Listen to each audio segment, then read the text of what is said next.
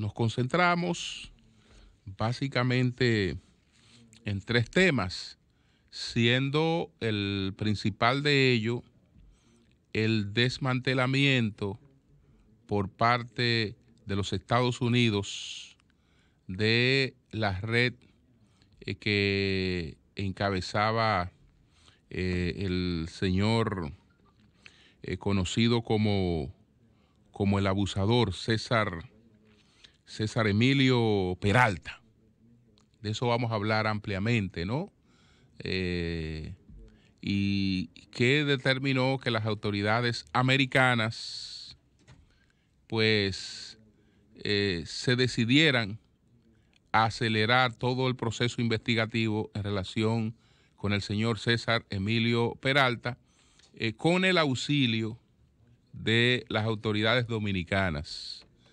Porque aunque en la rueda de prensa que ofreció ayer el Procurador General de la República, tanto él como el vicealmirante Félix Alburquerque dijeron que era una investigación de las autoridades dominicanas con el auxilio de autoridades y de agencias de Estados Unidos, el documento que publicó poco después el Departamento del Tesoro indica otra cosa, que es al revés, es una investigación de Estados Unidos con el auxilio de las autoridades dominicanas. Pero hablaremos de eso en detalle y vamos a explicar cada una de esas cosas por qué. Entonces, pues queremos primero lamentar esta nueva tragedia que produce el monóxido de carbono, pues en un espacio cerrado. Entrar con un vehículo encendido a una cabaña es un acto de suicidio. Eso pues se han tomado medidas para que no ocurra, pero se sigue produciendo.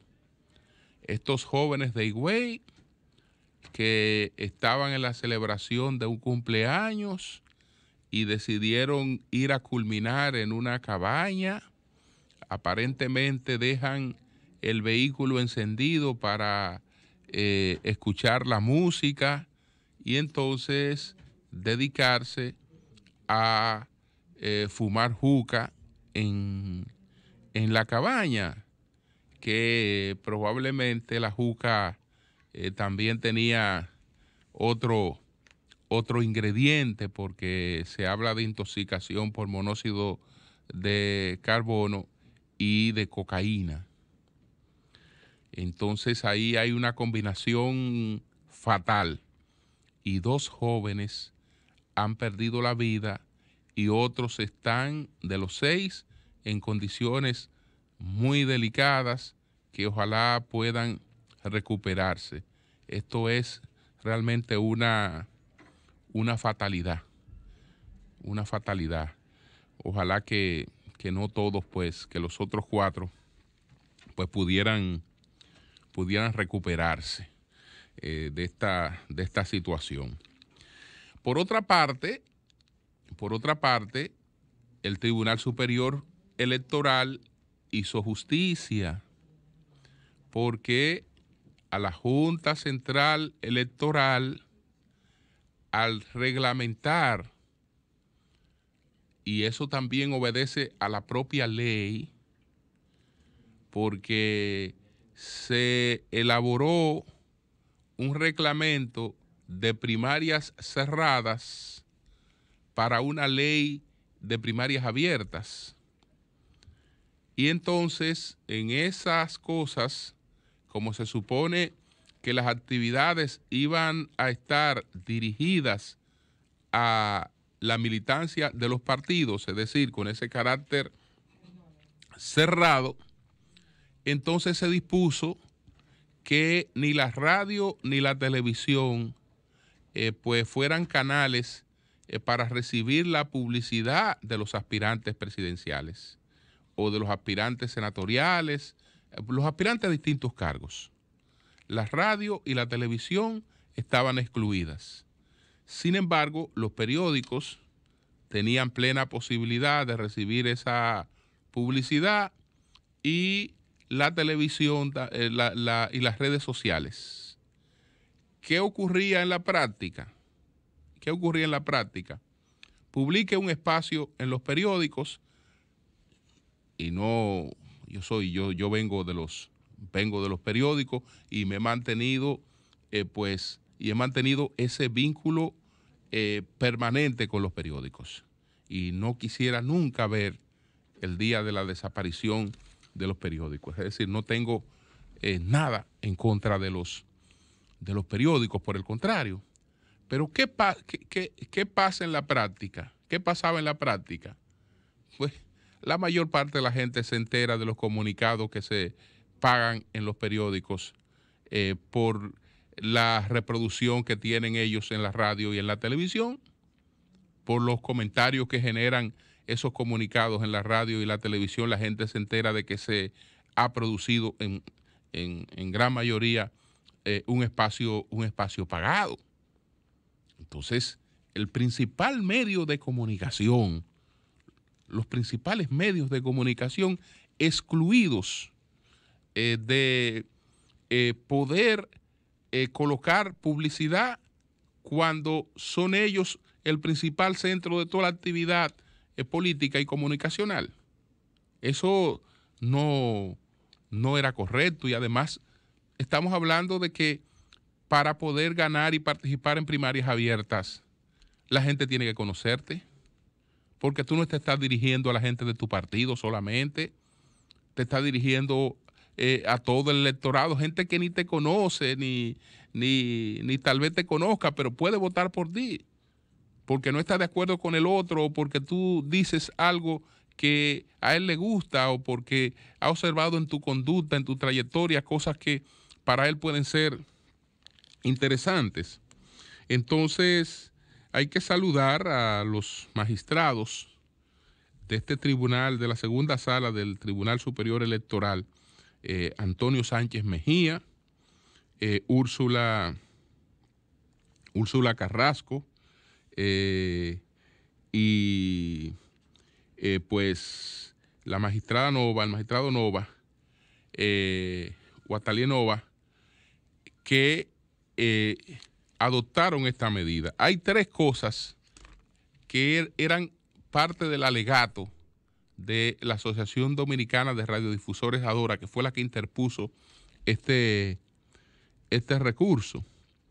El primero es que eso amenazaba, eso era la amenaza de derechos fundamentales. Ahí habían derechos fundamentales comprometidos.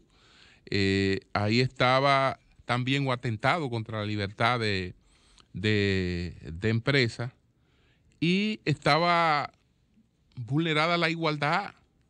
Es decir, ¿por qué a un medio tratarlo distinto que a otro medio?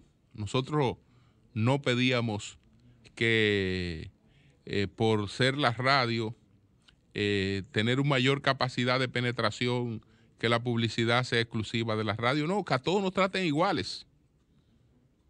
Que a todos nos traten iguales. Y entonces ayer eso quedó sin efecto. De manera que los aspirantes y las aspirantas, si se puede decir así, que deseen colocar sus mensajes en la radio y en la televisión a partir de esta sentencia, lo pueden hacer con plena libertad. Estos procesos son cortos y la capacidad de uso de los medios de comunicación es clave. Y entonces nuestra empresa ha decidido pues tener una política totalmente abierta, cómoda para los aspirantes en ese sentido, de manera que pueden sin ningún problema colocar sus sus mensajes con la finalidad de que lleguen a los públicos a los que ellos les interesa, porque también está toda esta ventaja hoy de la segmentación, cuál es el público al que usted se quiere dirigir, qué cosas quiere lograr. Entonces, esa decisión, pues realmente es una decisión que hace justicia. Hace justicia. No permite la recuperación de pérdidas, porque ya pasó un tiempo donde ese impedimento tenía vigencia, pero corrige una situación, porque no es tanto lo que eso representa en términos económicos, sino que es un precedente que no podía aceptarse, que no podía acogerse. Así es que nuestra felicitación a toda la directiva de la Asociación Dominicana de Radiodifusores, ADORA, porque hicieron lo correcto. De manera especial, nuestro saludo a don Antonio Espaillá, que es el presidente de RCC Media. Bueno, señores, vámonos con el tema de lo que ocurrió en el día de ayer, que ciertamente fue sorpresivo. No había información de que se pudiese producir algo como lo que se produjo en el día de ayer. Yo, pues, escuché la rueda de prensa que ofreció la Procuraduría General de la República. Muy atento, porque se trataba de una información sumamente importante. Y si el tema se hubiese quedado solo en la rueda de prensa que se dio ayer, pues todas mis anotaciones aquí eran de felicitaciones a las autoridades dominicanas, porque ellas me convencieron en la rueda de prensa de que pues habían llevado a cabo todas sus diligencias, y que naturalmente, como el crimen del narcotráfico es un crimen internacional, se auxiliaron de las agencias internacionales estadounidenses para poder llevar a cabo su investigación. Pero resulta que cuando ellos dieron esa rueda de prensa, ya esa no era la noticia. Ya esa no era la noticia. La noticia la tenía el Departamento del Tesoro, y ellos tenían la noticia del Departamento del Tesoro. Y esa medida que anunció el Departamento del Tesoro no se da por investigaciones, ni se puede dar por investigaciones porque ellos se abstengan a investigaciones de las autoridades de otros países. Y no porque ellos se abstengan a la investigación de las autoridades dominicanas. Para la aplicación de la ley Kingpin, y que es una herramienta que el mandatario de turno ya la tiene por ley, para incluir en ella a todas las personas de las que se tenga información que están vinculadas al narcotráfico, a los extranjeros vinculados al narcotráfico. Pero para eso se requieren una serie de coladores. Eso no puede hacerlo un mandatario porque tiene el capricho de que fulano me cae mal, o alguien vino e hizo una gestión ante mí contra fulano. Mira, en República Dominicana hay un individuo que se llama fulano de tal, inclúyemelo ahí, o habló mal de... No, nada de eso. ¿Qué implica ese colador? Para incluir a una persona en esta ley Kingpin, se necesita la autorización del fiscal general, es decir, de una especie del procurador general de los Estados Unidos. Se necesita un informe de la CIA, del FBI Es decir, que ambas agencias tienen que corroborar en sus informes que esa persona realmente, sus investigaciones dicen que está dedicada al narcotráfico. Se requiere lo propio de la DEA. Se requiere también la anuencia del secretario de Defensa, Seguridad Interior y de Estado. Y entonces, a partir de ahí es que la persona es colocada por el mandatario, por una orden ejecutiva en la ley Kingpin. Entonces, evidentemente que Estados Unidos no va a hacer esto porque las autoridades dominicanas hayan hecho una investigación. Es evidente que ellos hicieron su propia investigación y en su investigación establecieron lo que querían y lo que dejaban. Es decir, este caso principalmente es un caso de los Estados Unidos y hay accesorios que podrán ser manejados por las autoridades dominicanas. Pero fíjense que ellos establecieron que este señor encabezaba una banda de narcotráfico. Establecieron cuál era la estructura de esa banda y ellos se llevan en extradición o piden en extradición a todos los integrantes del grupo central. Entonces, en la República Dominicana se van a investigar los casos accesorios, que fulano tenía conexiones con Perencejo, ya eso es otra cosa. Por eso no voy a empezar con lo que dijo el procurador o con lo que dijo Alburquerque, porque evidentemente que ellos no hicieron otra cosa que adelantarse a lo que ya sabían. Es decir, ellos sabían que la noticia ya no era esa que ellos estaban dando ahí. Que ya había otra noticia que trascendía a esa, que era esta decisión del Departamento del Tesoro de los Estados Unidos. Entonces, esta nota, esta información, este comunicado de prensa, dice lo siguiente. Está, fechado en Washington. Entonces, dice lo siguiente. Hoy, la Oficina de Control de Activos Extranjeros, OFA, por sus siglas en inglés, del Departamento del Tesoro de los Estados Unidos, designó al ciudadano dominicano César Emilio Peralta y a la organización Peralta de Tráfico de Drogas, Peralta DTO, como traficantes de narcotráfico extranjero importante de conformidad con la Ley de Designación de Narcotraficantes de Narcóticos Extranjeros, Ley Kingpin. La OFA designó a 8 ciudadanos dominicanos adicionales por brindar apoyo material o actuar para o en nombre de César Emilio Peralta y del DTO, que es que lo que se refiere a la organización de Peralta. La OFA también designó 6 entidades en Santo Domingo, República Dominicana, incluidas varias discotecas, propiedad o controlada por César Emilio Peralta.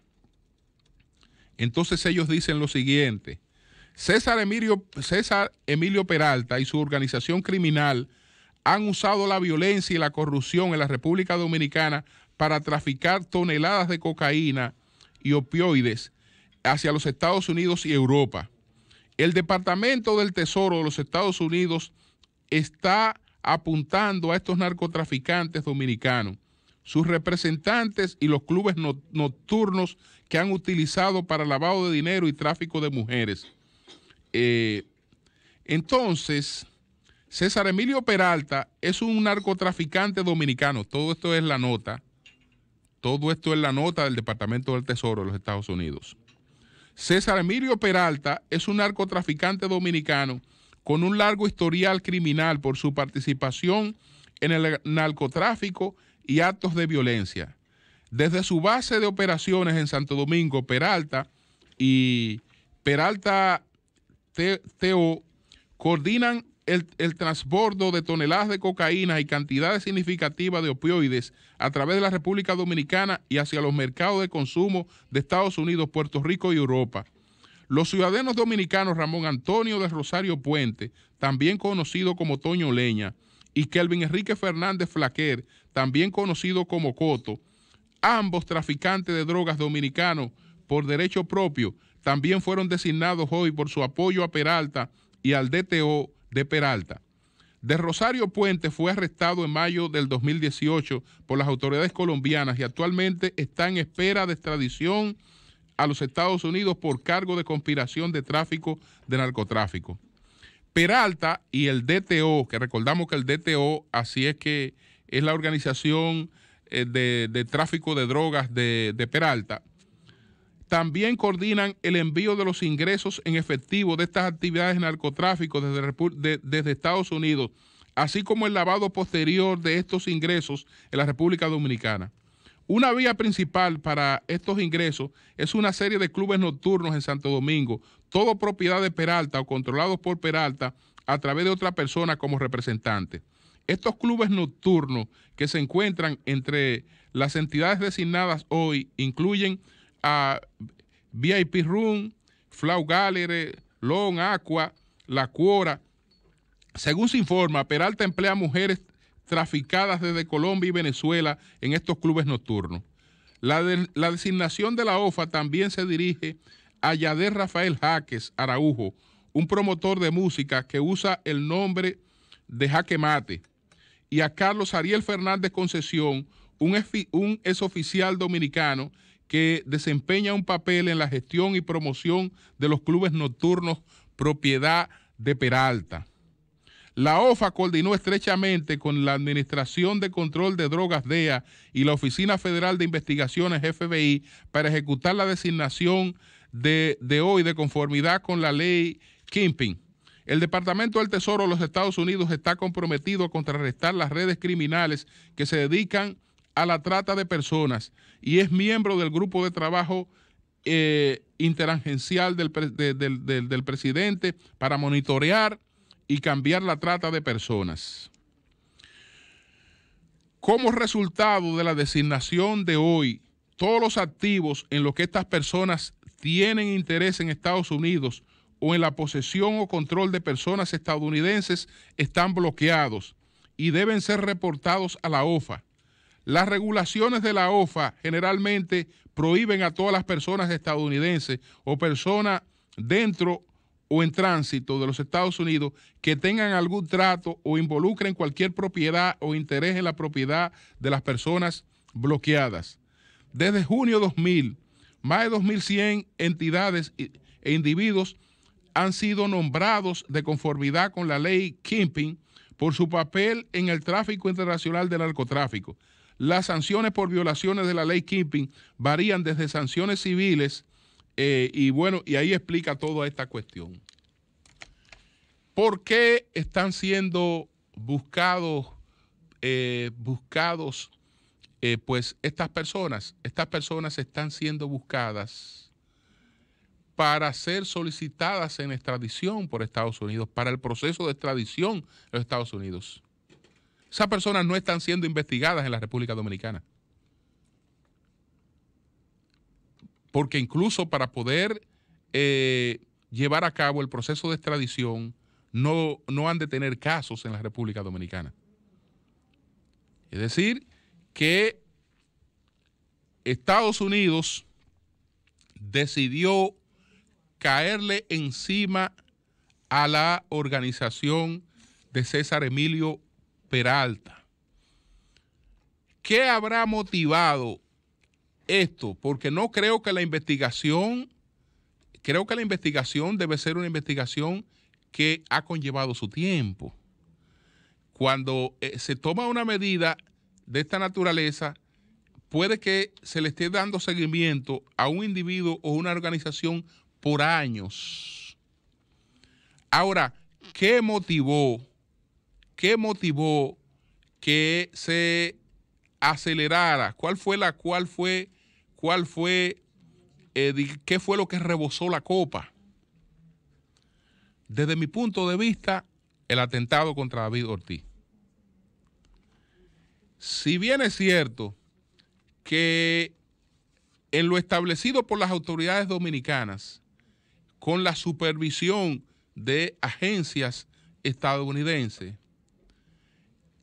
el señor César Emilio Peralta no fue el autor, como se expandió, como se difundió por medios y redes sociales de ese atentado contra David Ortiz. Ese atentado provocó algo que no había ocurrido. Ciertamente, en el país, mucha gente sabía, tenía referencia del señor César Emilio Peralta. Y tenía referencia de que el señor César Emilio Peralta, pues, encabezaba una organización de narcotráfico.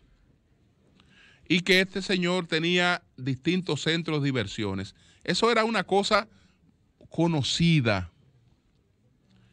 Incluso hay una famosa fiesta que se hace los 25 de diciembre en Sofía, que en varias oportunidades esa fiesta culminó con operativos de las autoridades, y era justamente por la presencia del señor César Emilio de Peralta, pero eran operativos porque es evidente que el señor César Emilio Peralta se movía en la República Dominicana con un gran nivel de protección. Ahora, ¿qué ocurre a partir de lo de David Ortiz?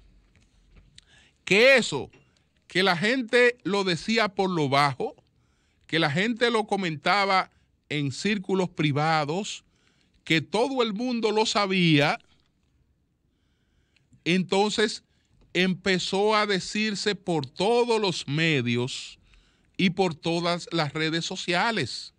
Es decir, que el señor César Emilio Peralta, a nivel de todos los medios, de los medios nacionales e internacionales, es identificado claramente como el jefe de una organización de narcotráfico que opera impunemente en la República Dominicana y libremente en la República Dominicana. Ese hecho acabó con el reinado del señor César Emilio Peralta, porque a partir de ahí ya las cosas no podían seguir así. Eso representaba, primero, ¿qué pueden decir las autoridades dominicanas cuando en la investigación del caso David Ortiz, perfecto, llegamos a la conclusión de que no es ese que las redes señalaban, pero es claro que ustedes tienen una persona ahí que opera abiertamente como narcotraficante, y todos los periódicos de Estados Unidos lo publican también, el nombre de esa persona que opera en la República Dominicana y que se entendía que pudo haber estado vinculado con el atentado de David Ortiz. Y entonces, ¿cómo es que todo el mundo sabe y conoce y todos los medios dicen y hacen la referencia y ahí no ocurre absolutamente nada? Evidentemente que a partir de ahí las cosas no podían ser iguales. Y eso, pues, desde mi punto de vista, acelera tanto por parte de las autoridades de Estados Unidos, que fueron las principales en esto. Pues fíjense que en este documento ellos no hablan de ninguna parte de colaboración y que de autoridades dominicanas, no. Ellos tomaron su medida y le comunicaron a las autoridades dominicanas: mira, estas personas, pues, las vamos a solicitar en extradición. Y ya las autoridades dominicanas, pues, le pusieron su aporte. Pero, ¿de qué investigación me está hablando? Me pueden estar hablando las autoridades dominicanas si ese caso y si esos casos no van a ser conocidos por ellos. Y que claramente que no le van a poner la mano a esos casos. No. Es decir, han sido colaboradoras, porque son las autoridades dominicanas las que tienen que apresar a esas personas. Son las autoridades dominicanas las que tienen que solicitar lo que solicitaron a un juez para poder allanar la propiedad de esa persona. Evidentemente que las autoridades dominicanas fueron usadas como colaboradoras para este operativo de Estados Unidos y de las agencias estadounidenses. Es evidente que fue así. tengo que lamentar mucho porque cuando usted ve la referencia de la otra parte, la parte que nos va a tocar a nosotros, que es la parte de los accesorios, ¿no? Porque ya el expediente principal se va para Estados Unidos. Y los que tienen responsabilidad en la organización del narcotráfico, Estados Unidos lo quiere y quiere tratar ellos. No entiende que nosotros debamos tratar con ellos. Ellos quieren tratar, por algo ellos quieren tratar con ellos directamente allá. Pero en los accesorios nos encontramos con una serie de cosas. Amén de que, bueno, al PRM ahí se le pega tremendo fuetazo con un aspirante senatorial que Warner Sánchez, Warner Sánchez es hermano de Ronald Sánchez, el que era vocero del PRM. Y está aquí, es de las personas, vamos a ver cuáles son las personas estas que están en la organización, además de César Emilio Peralta. Está pues Jonathan Alexander Martínez Ureña, Bernardo Antonio Valdés García, acá, apodado Papi Gris, Natanael Castro Cordero.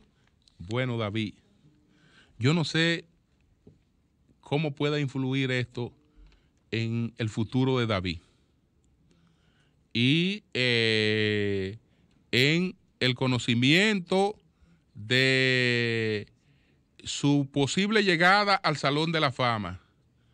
Más adelante, porque la tengo aquí, puedo mostrar una fotografía de David con el que apodan Nata.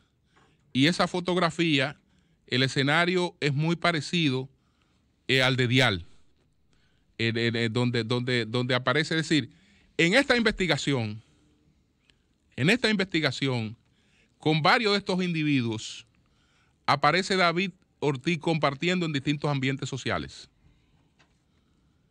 Y ya sabemos que esta es una investigación de Estados Unidos. Mencioné el caso del Nata porque ese caso lo puedo mostrar, que tengo la fotografía de David con Natanael Cordero, el Nata. Entonces, bueno, el hijo de Toño Leña, Kelvin Enrique Fernández Flaquer, alias Coto, Carlos Ariel Fernández Concesión, ahí está David. Sí, ahí está David, mira, es el Nata. Ese que está ahí, el Nata, Daddy Yankee y David.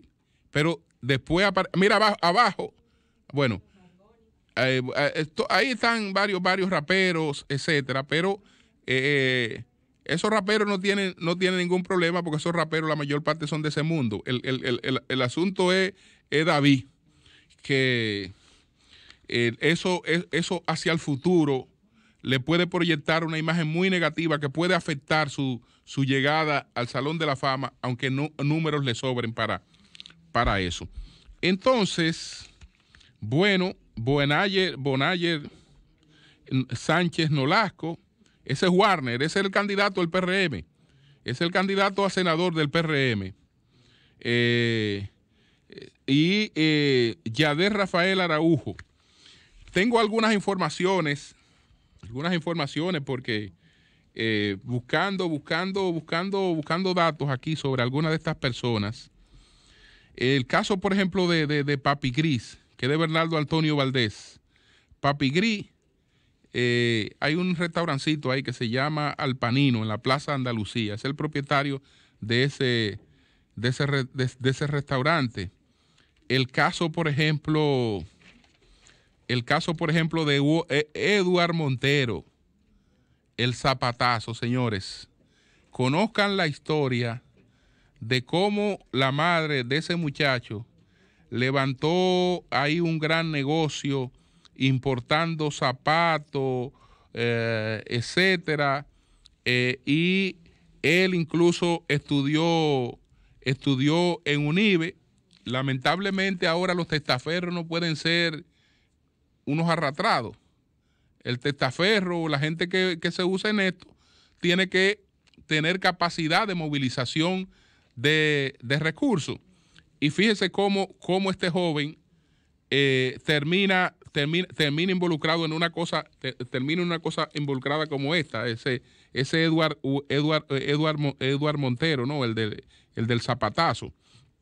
Entonces, bueno,